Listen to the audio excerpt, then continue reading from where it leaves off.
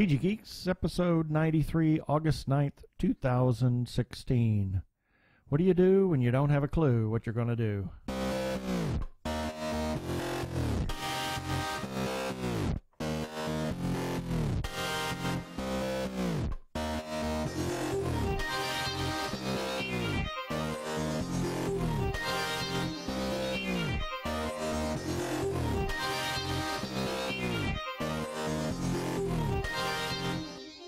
Hello and welcome to another webcast from TGGeeks.com, where Ben and Keith, the Two Gay Geeks, talk about all aspects of geekdom and nerdery.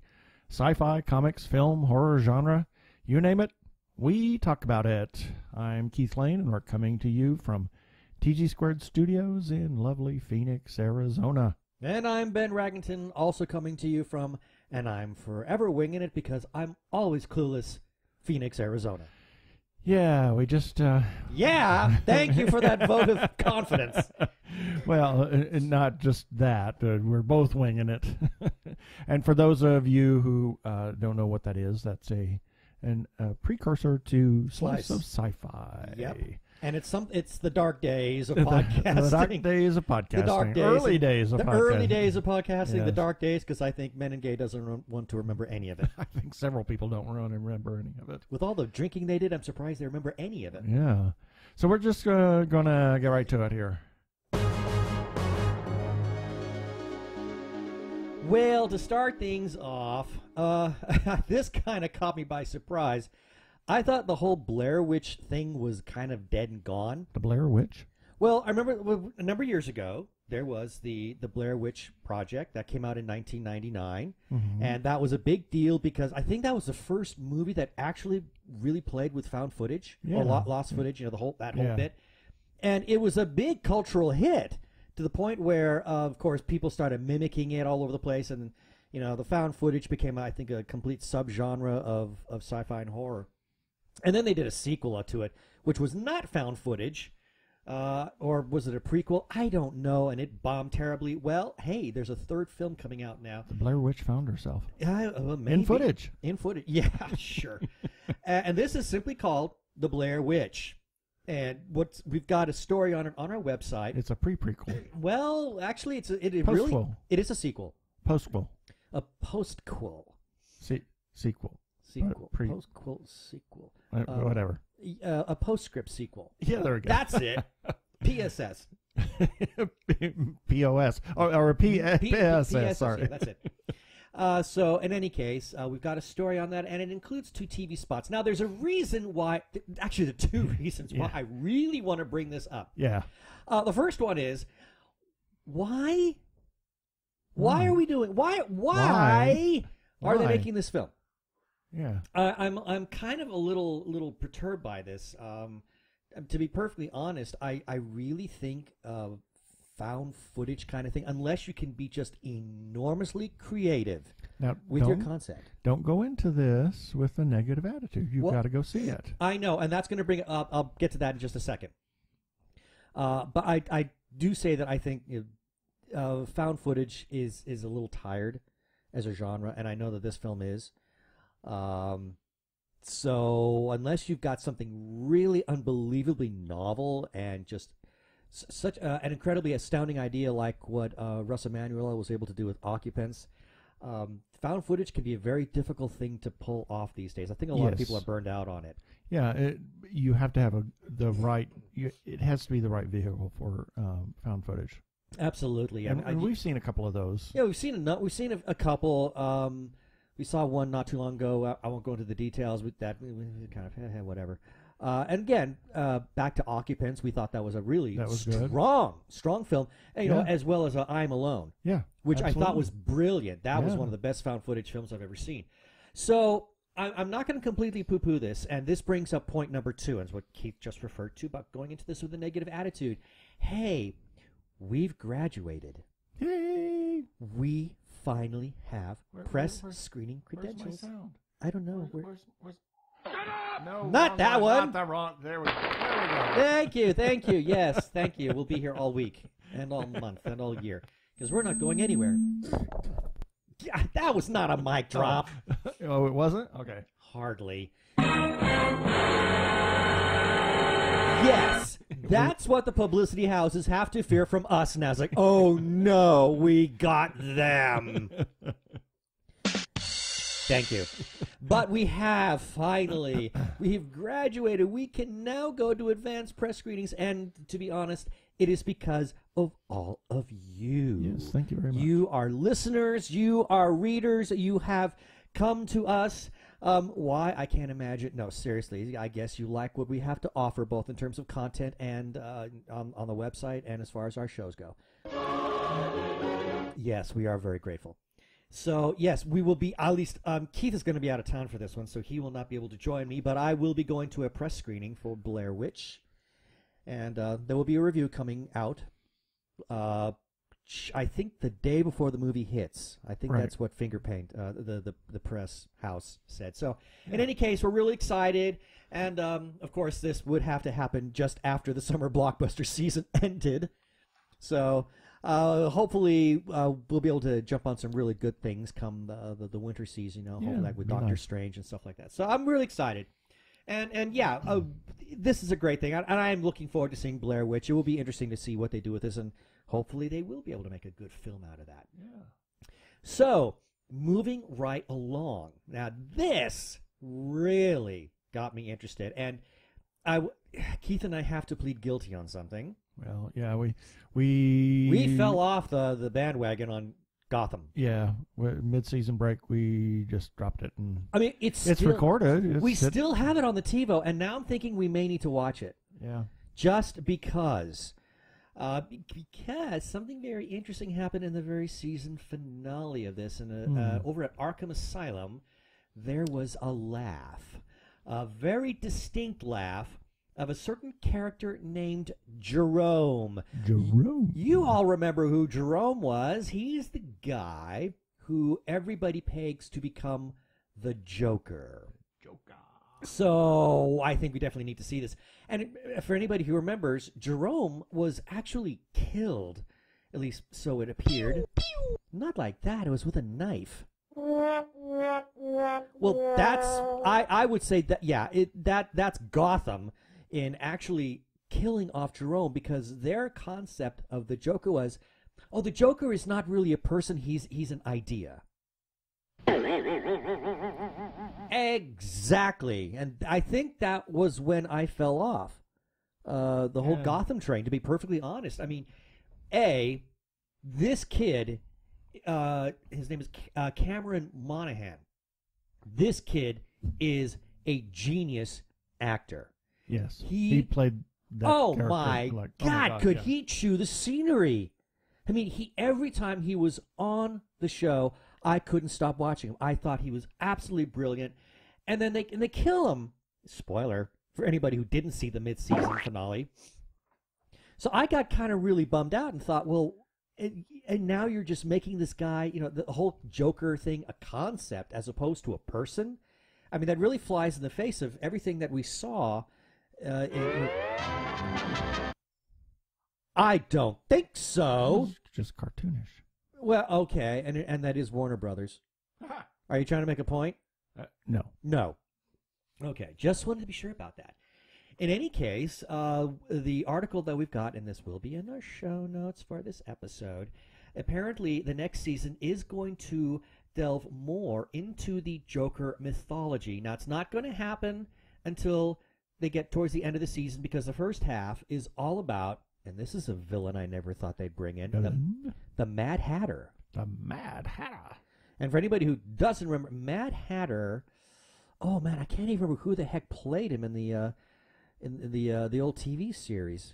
He was a guy who had this really far out hat that would could do all sorts of really nasty tricks. Yeah. Do you remember who that was? I don't remember. I feel like looking it up now. And then Keith will look that up for me. In any case, apparently there was some laughter that was heard at the end of last season. It was Jerome, so now everybody's thinking, maybe this guy's coming back. I can only hope so, because, to be perfectly honest, I thought the guy was unbelievably awesome. So let's keep our fingers crossed and searching. That's going to be a while before you can actually do a hit on Mad Hatter, I think. Yeah.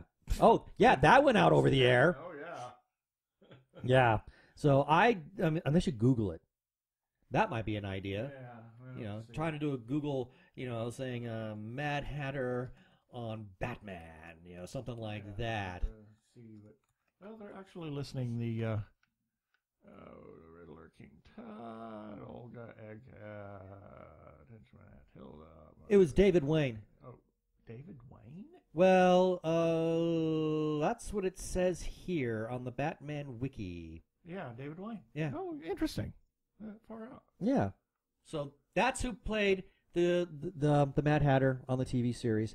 It'll be interesting to see how they play him, because in the TV series he was obviously campy.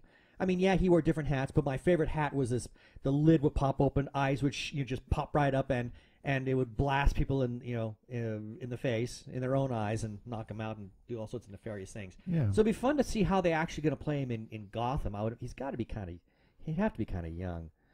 I'll have to wait and see. But the entire first half is going to be all about Mad Hatter, so they won't do anything with Jerome until they get towards the end of the third season. But apparently the showrunners are promising some more Joker connections. So I'm kind of excited about that. Yay. Yay is right.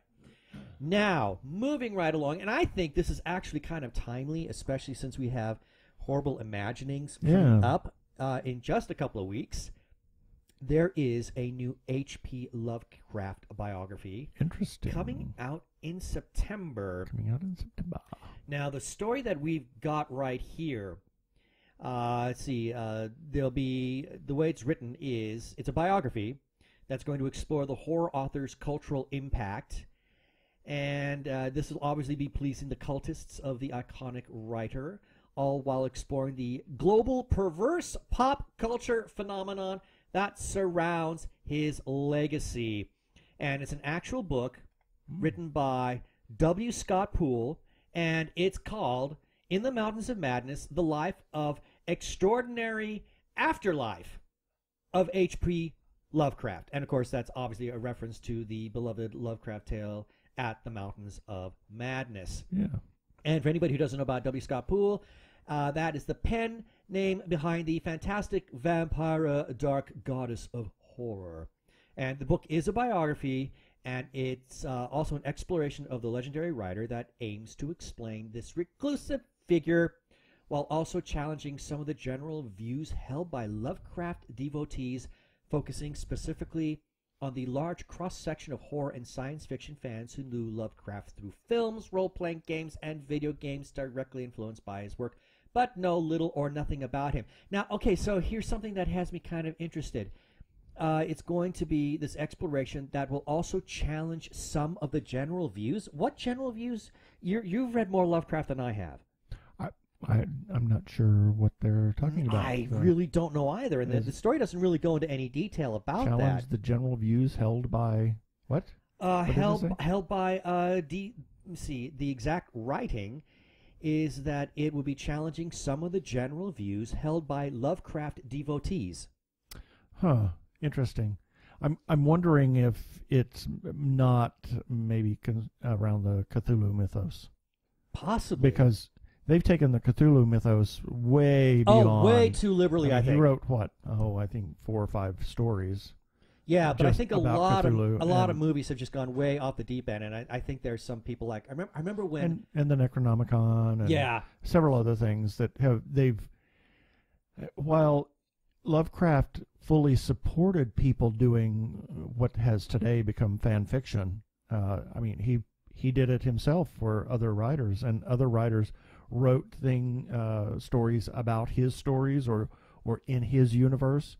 But that's where I think that may be where they're referring to is the H.P. Lovecraft universe and other people that have played in that universe, not just his stories. It's okay. That's a possibility. And where they've taken those stories. That's not a bad idea. Not a bad thought there. I'm also wondering regarding other science fiction properties that have been out there by other people, and there are 2 that come to mind. There was Pacific Rim, and a lot of people were really trying to draw some Cthulhu connection to that one. And to be honest, I mean, I've seen Pacific Rim numerous times, and to me, that's a Japanese monster film. Yeah. I mean, set in the States. It's a kaiju film. Yeah. Absolutely. So I don't see the reference there. And then other people, and this one has me puzzled the most. And that is, I remember that, oh, shoot, I can't think of, I think it was Guillermo del Toro was going to be doing in the Mountains of Madness, but at that same time, Ridley Scott was doing the first of the Alien prequels. He was doing Prometheus. And there was all this, everybody was saying there was all these parallels. And I've seen Prometheus a number of times. It's not that great a film. It's okay. It's pretty looking, but that's about it. It's not a very good horror film. Yeah. And I personally just could not see how they can draw any kind of Cthulhu connection. I mean, the engineers, there's nothing Cthulhu-like about them. Right. So I don't see what the connection is between Prometheus, the movie, and the Mountains of Madness. I don't get it. So maybe the book is also going to kind of delve a little bit into that, about why people are trying to, filmmakers are creating these products and trying to connect them to Lovecraft's work when maybe it doesn't necessarily belong there. I don't know. That's one of the ones that At the Mountains of Madness is one that I have not read. I'm trying to read in chronological order, and I've gotten up to 1921 so far. So now since you have been reading them, let me ask you this, because the only one that I'm familiar with is The Witch House. Right. The Blair Witch House? Yeah. Yeah, hey! Yeah, we can, we'll apply Lovecraftian ideas on that one too. Yeah. But seriously, as you read those in order, did the stories seem to build on each other like universe building? Or do they really stand kind of independent of each other? Most of the stories kind of stand alone. He borrows concepts from various, from the universe. I mean, he brings certain concepts into some stories that he has started in another story or will pick up in another story. So there is some world building going on. Yeah, somewhat. Yeah. Interesting. I definitely need to check those out. The mythos is really what kind of ties all the stories together. I've got the universe. I have the entire collection as well. I really need to start reading that, because what little I have read of Lovecraft, like I said, it's just The Witch House. I absolutely adore. I think it's fantastic. So I really need to read some of his other work. Yeah, I need to pick back up and read significant, because he wrote through 1936. And started writing in at least his earliest work was 1897, but really didn't start until 1905. And he was pretty prolific, wasn't he? It was somewhat. A lot of his stories are really, some of them are really, really short stories, and some of them are. This includes all the novellas and everything else. Well, novellas aren't that very long. Yeah, but I would say some of the stories maybe 10, 12 pages, some 25 pages. And you've commented about his writing as well. I love his writing. I love the way he writes. His use of language, it's a little old-fashioned, if you will, but I just love his descriptions. Well, I think that's sort of a reflection on his time, perhaps. Yeah. So that's what we have right now for this first segment. And that's it for the news that we have for you today. Well, at this point.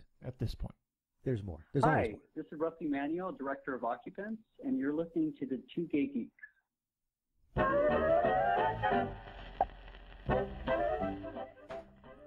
And here's a few selected birthdays for August 29th through September 4th. And yes, I looked at my little note here. It says, check the website calendar. And you did? And I did. Yay! How about that? August 29th, Sir Richard Attenborough and Dinah Washington. She was a somewhat celebrated singer, a lady of color that made it big in the 30s, 40s, and early 50s. She died in 1963, I believe. So she was maybe, because who would be some of her contemporaries? Billie Holiday and Gloria Washington. oh, shoot. Is it Gloria Washington? I don't remember. Quite a number of on that Divas album that I have. You know, the music of that time is so unbelievably beautiful. Incredible. Just gorgeous. Do you have any of her? We have one piece of hers that's on that the Divas Ultimate Divas album. Oh, outstanding. Yeah. We'll need to take a listen to that again. Anyway, also on August 29th, Michael Jackson, another person of color that made it big in the music industry. And some might say he was a diva. Yes, and he may have been a diva too. Yes. August 30th, Michael Chiklis and Mary Wollstonecraft Shelley. Oh, wow. She, author of Frankenstein. Frankenstein, yes. And some might say she was maybe the matron of horror. Yeah. So she was 18, 17 or something like that. Yeah, unfortunately she started one trend that nobody likes, and that is how scientists and science is evil. And so because of that, it's almost like she's having to continually apologize for that kind of story idea. Scientists are just one experiment away from being a superhero. For creating a superhero. Yeah. August 31st, Mr. Russ Emanuel. Happy birthday, Russ. Happy birthday, Russ. And to occupants. August 31st, also James Coburn and Itzhak Perlman, who I had the chance pleasure to of meet meeting in 1973 or 74. Yeah, and we saw him in concert a number of years ago, too, and he was still brilliant. Very nice man. Yes, he was a nice man. Thank you. Anyway. Thank you, Suzanne Mahoney. Yes. Also, August 31st, Frank Robinson, another person of color that made it big in the baseball arena. Zach Ward. Zach Ward. I feel like I should know that. Yeah, from the Christmas Story. Oh, wait a minute. Really? Yeah. The redhead kid. Oh, him. Yeah. Oh, the bully. Yeah. Yeah. His character name is just as it's just as slang and evil. Yeah. It escaped me. Also on August 31st, I put this in here because I've heard him sing quite a number of times on Sirius Radio. Ramon Vinay. He was a big opera singer, very celebrated opera singer in the 40s and 50s. September 1st, Lily Tomlin. How about that? Can you imagine? Wow. And she's still, I don't think she's not quite doing the theater circuit like she once did, but she still goes out there and performs, and every so often she likes to resurrect Ernestine. Yeah. Also on September 1st, Yvonne DiCarlo, Frank's aunt. Right? Right, sure. Frank DiCarlo? DeCaro. I'm sorry. Yeah. Oh, well, messed that up. Yeah, she was Lily Munster. Yes, she was. So you kind of got this little horror thing going on here. That's kind of cool. Yeah, September 1st also is Bern Gorman, who was in Forever, and he was also in Torchwood. Yes. Yes. Edgar Rice Burroughs and Engelbert Humperdinck, the actual composer of Hansel and Gretel. September 2nd, Krista McAuliffe, the teacher who went up in the Challenger and that we lost. Yes. Also, September 2nd, Keanu Reeves. September 3rd, good friend Mark Biaggi. Happy birthday, Mark. Happy birthday, Mark. Garrett Hedlund. Hey, now. Of Tron Legacy. Exactly. And Kitty Carlisle Hart, who is most famously known as a TV personality. But What's My Line? She was a fabulous opera singer. She didn't last very long. No, she didn't. She sang at the Met and was somewhat celebrated. And if anybody wants to know what she sounded like, all you need to do is get your hands on the Marx Brothers movie, A Night at the Opera, because she does have a role in there. Yeah. September 4th, Dick York and Henry Ford the Tooth. The second. The Tooth. Remember the Tooth. And that is it for the birthdays this time.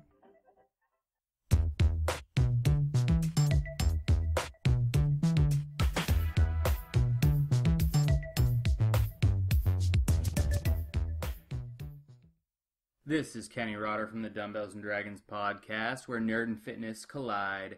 Join me and a guest every Wednesday for a new episode where we talk about all things nerdy, pop culture, and health and fitness. Follow me on all social media at Dumbbells Dragon or just search Dumbbells and Dragons. Work out, nerd out.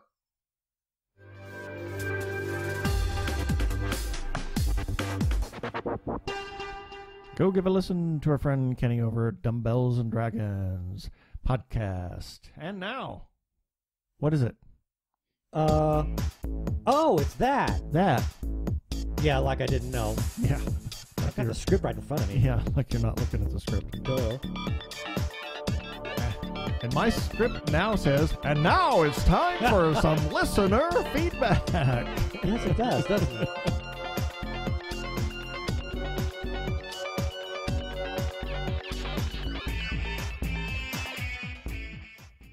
So we got a little bit of feedback this week, a little more than last week, so that's kind of nice. Yeah. Last week we ran an article, and we actually talked about it on the show, about how Ant-Man and the Wasp is to see the return of that wombat, Michael Pena. So apparently he's very popular because friend of the show, Scott Linder, wrote to us, I love Pena's scenes in Ant-Man. Well, who didn't? Because then Michael Meningay, Uncle Mikey, chimed in.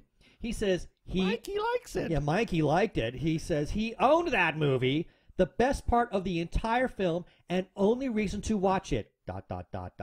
Ever. Well, no. I mean, I'm going to take exception to that. I mean, he is phenomenal, and every time he's on the screen, he's hilarious. But I mean, I think the whole movie is in its entirety, I think, is wonderful. Then we have some feedback regarding TG Geeks episode 92. 92. And we got feedback from Brian Weber. And, of course, we always comment about how he has on Tumblr the incorrect Star Trek Voyager quotes.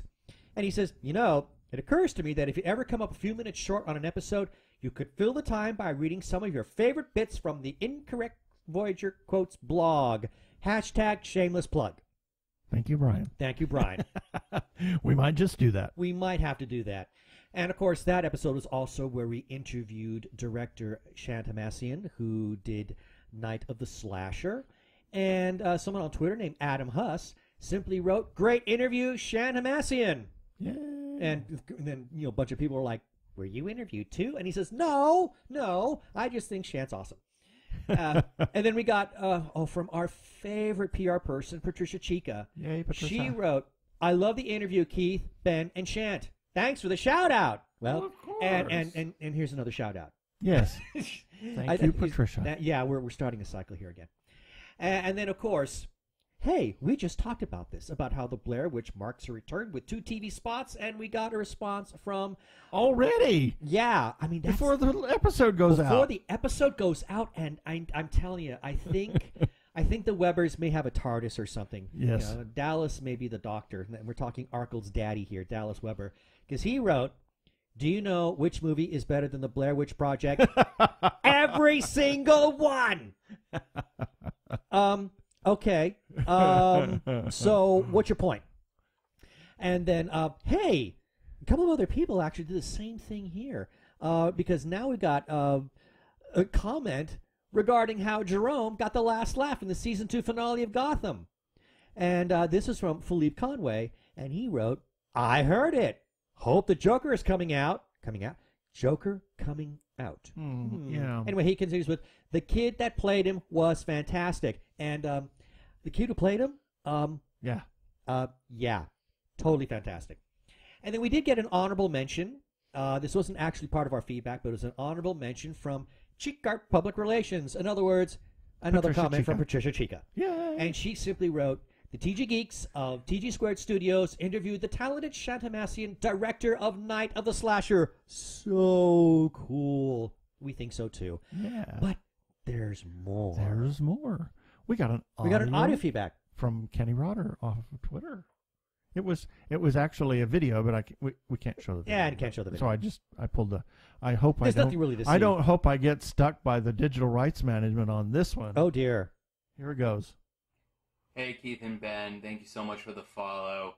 Always love listening to your guys' podcast. Anyways, I will talk to you soon. I hope everything is going great with the film festival coming up. Drop me a line. Talk to you soon. Bye. Can I just say how unbelievably awesome he is? He is. I mean, he is such a really he's a terribly sweet guy. Yeah. I mean, he talks about how much he loves the show and how much he loves us, and I mean, and of course, he's got the greatest mother-in-law on the planet. I think. Of course he does. I mean, Yeah.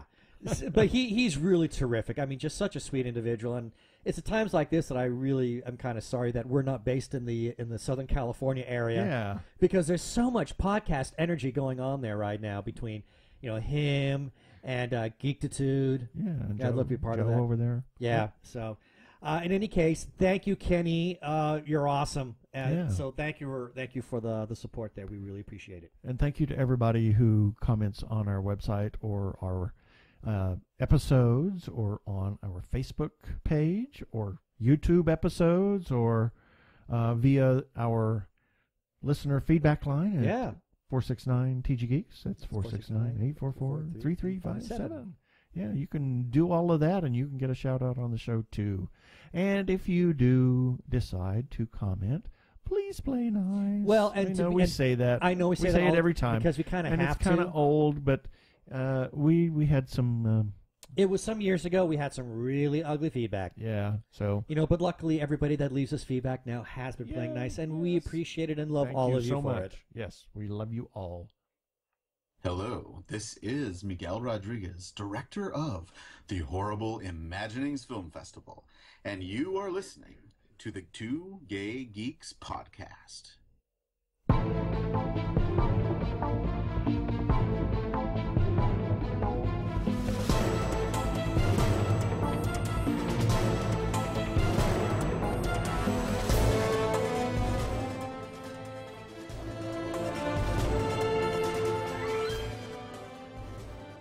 You're teasing me, aren't you?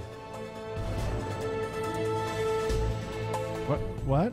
You're teasing me with that. What are you saying? I can't hear you. No, because the orchestra keeps moving in and out. Why would I ever tease you? Oh, no, I can't imagine even why. I would never do such a thing. Anyway, I got something in my throat there. Yeah, it's called BS. Yeah. So anyway, we got a few more stories we want to share with you. Marvel is just exploding by the seams. Cranking everything out of...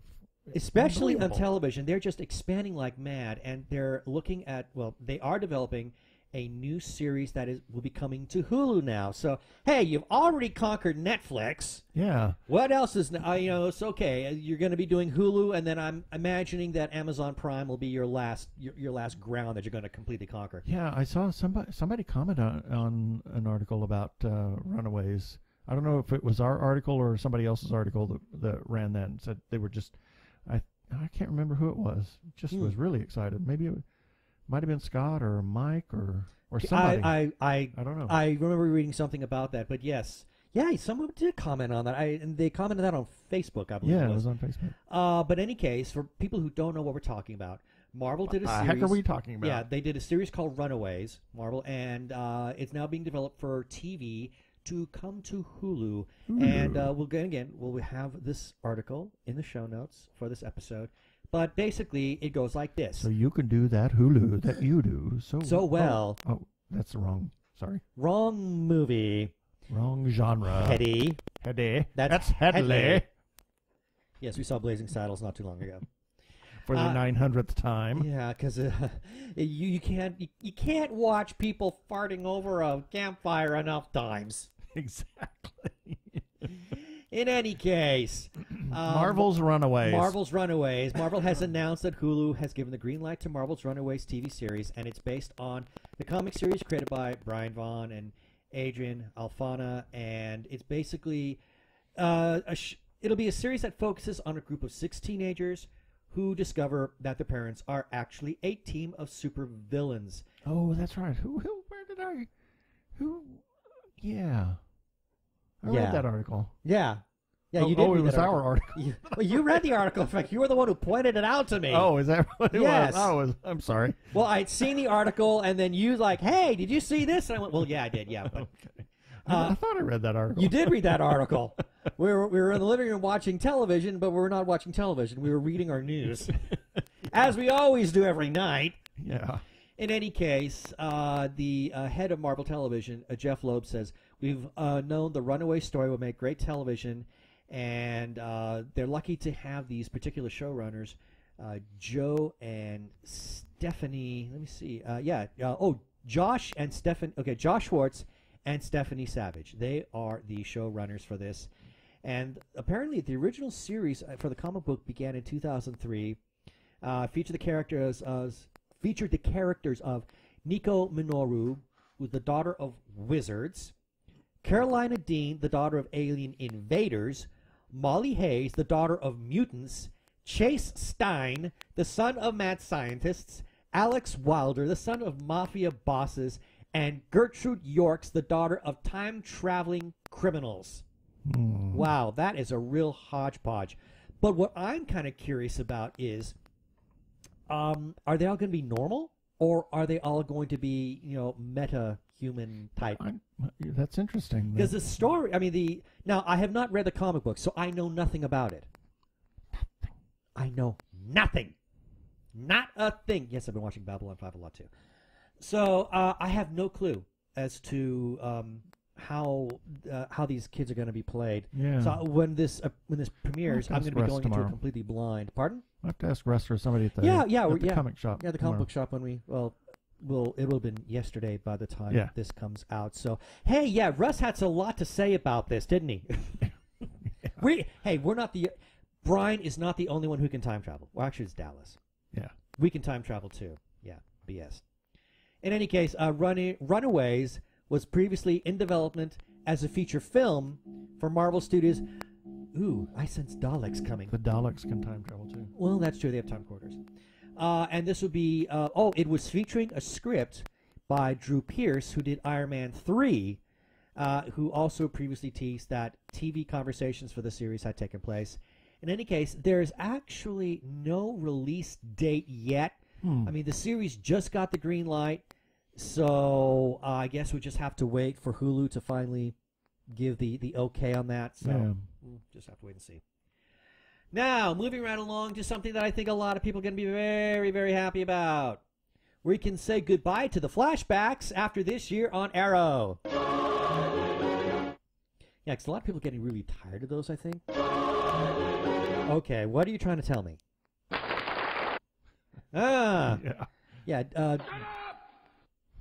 Okay. I'll just go along with the story then. Shut up with the flashbacks. Shut up with the flashbacks. Yeah, really. Well, I think this last season, it that really overdid it. Yeah, but if they would actually tell a story with the darn flashbacks, which they did, but they were in the beginning. It was just a little overzealous with them. Well, they did in the beginning. I mean, the story that was being told in the flashbacks helped to serve how things were happening in present day. But we really weren't getting that, and I think a lot of people just weren't happy with the whole Damien Dark storyline to begin with. Yeah. Season 4 was not that good, let's be honest. I didn't care for it. So, since I didn't care for the present-day stories, I thought the flashbacks were even worse. Even more onerous. Even more onerous, yeah. So, but in any case, apparently this looks like this will be the end of the flashbacks, and we'll have this article in the show notes. During the CW Television Critics Award presentation, it was learned that the upcoming Arrow Season 5 will be the last season of the show to feature flashbacks to Oliver Queen's years away from home. So that's all it really says in the story, because that's all we really know, except that it's going to deal with the Russian mob, because there's been a lot of questions about how does Oliver have his Russian connections? Now, we saw Oliver some of it. Yeah. Well, Oliver did meet one Russian on Lian Yu. Is that the name of the island? Yep.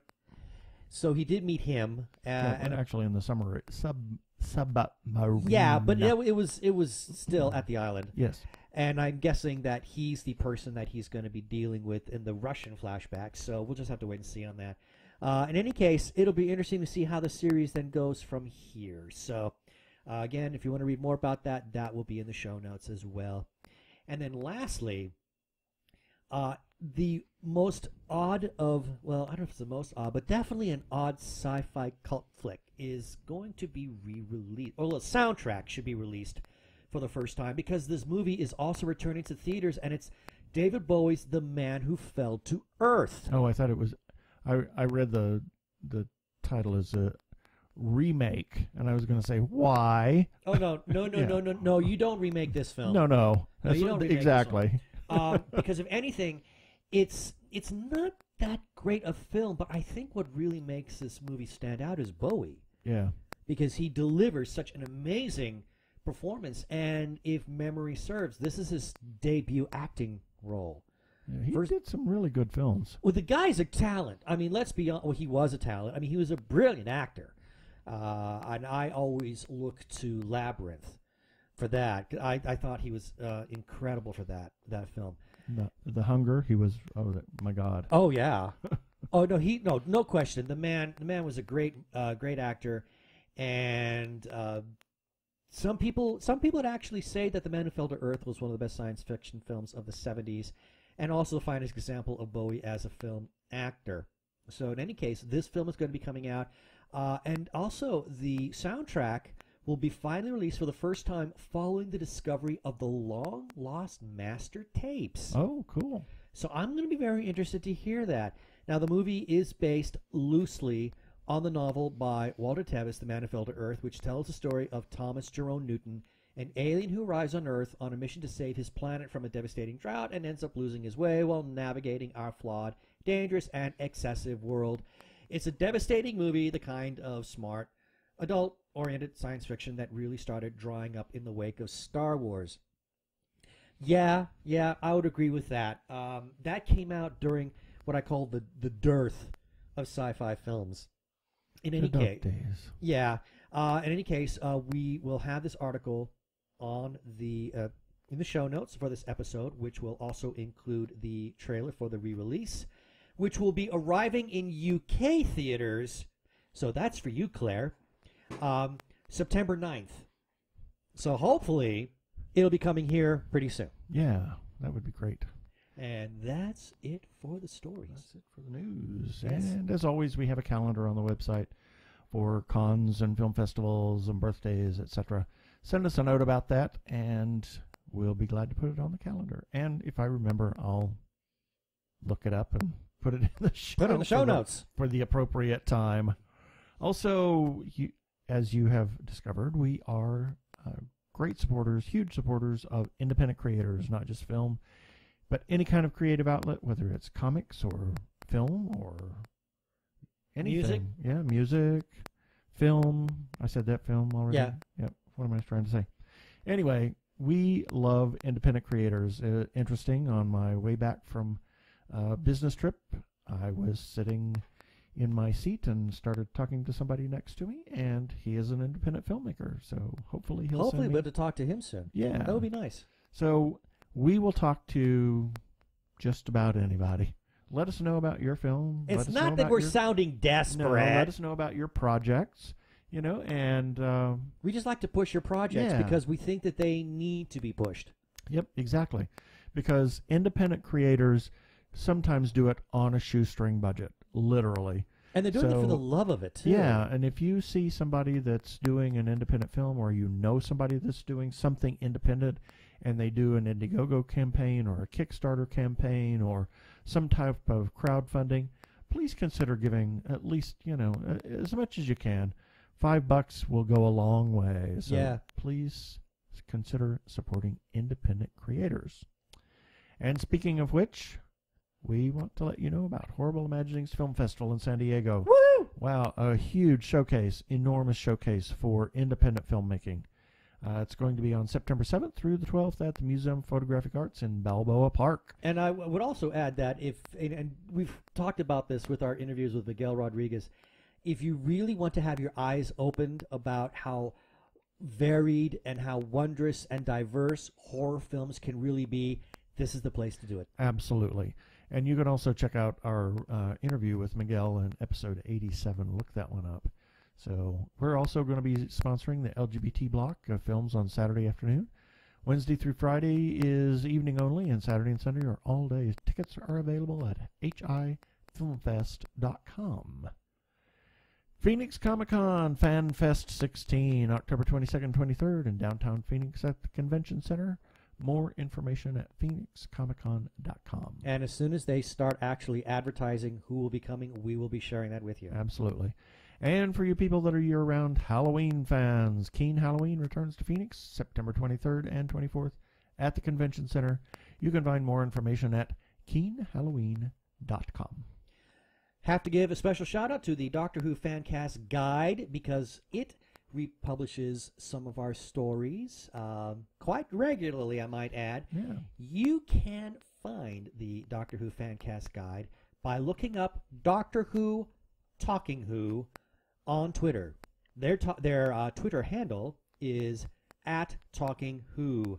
And we talked about Brian Weber a little bit earlier. He also has his own little paperly edition, and it's called the Arkle Times Post Dispatch News. And you can read the Post Dispatch News by looking up Social Justice Gold. Sounds like a superhero. Yeah. And on Twitter, he is @Arkle. And Arkle, Brian, he also has something on Tumblr called the Incorrect Star Trek Voyager Quotes. And you heard Brian make reference to that a little bit earlier. And, I looked at some of it a little bit earlier. There's some humorous stuff there. Are you looking at it right now? Yeah, I'm trying to. It's just click on the link. The link was in the show notes. Oh, was it? Yeah. Oh. You can click on it right there. It'll take you right to it. Oh. Well, you got it right now anyway. I got it right now anyway. So give us some clean ones if you can find it. Tom Paris says, "This year I lost my dear friend Harry." And Harry Kim off in the distance says, "Quit telling everyone I'm dead." And Tom Paris says, "Sometimes I can still hear his voice." Actually, it's kind of funny. Yeah. I don't know what that episode was from. Oh, it doesn't say. Doesn't say? Yeah. Maybe because it's an incorrect quote. Yeah, maybe you never know. Water is the most essential element of life because without water, you can't make coffee. Okay, that's very Janeway. Absolutely. Did she actually say that or not? I believe she said something similar to that. Well, see, that's why I think it's an incorrect quote. Because she said something similar to that, but it got slightly misquoted and then kind of took on its own life. You know, it's exactly. like beam me up, Scotty. Exactly. You know, Kirk never said it. So, in any case, yes, Arkle has the incorrect Star Trek Voyager quote, so that was just a little sample. So check it out when you can. Yeah, and we want to give a shout out to the Lucky Show. The twins, Sasha and Dagmar. What a hoot. They are. They give us lots of love on Lucky on Twitter. And their handle on Twitter is @LookieShow. And you can catch their show on YouTube as The Lookie Show. If you like old movies and great commentary, check it out. Also done in a rather amusing presentation. Yes. Because it is amusing. It is amusing. And we have to give a shout out, as always, to what I think is the greatest Facebook group ever. That is The Gay Geek, because it has, and I said this week after week, but I can't emphasize it enough. It has amazing content. It's and amazing people. Well, it's got amazing people, which is why I think there's amazing content.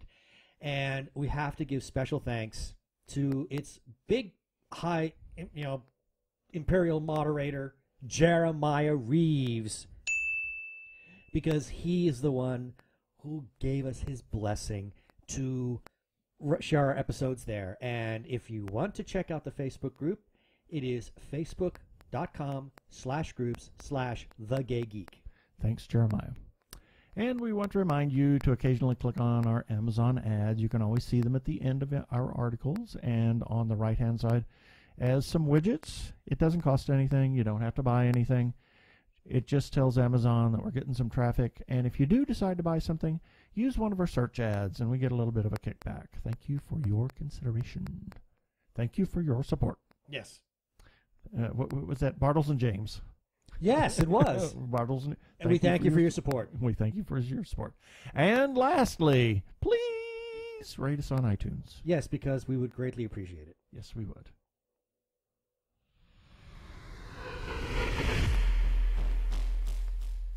You never know. Next week might be... Because we don't know. It might be like this week. We never know what's going to happen. No idea. Never. Well, not never. Never. But never.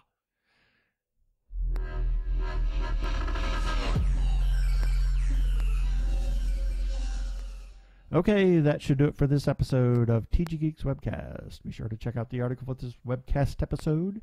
We will have several links on the page. And remember, you can comment on our Facebook page or our website, tggeeks.com. Or you can leave us a voicemail at 469-TG-GEEKS. That is 469-844-3357. From TG Squared Studios, I am Keith Lane. Thanks for listening. I bid you peace. Cheers.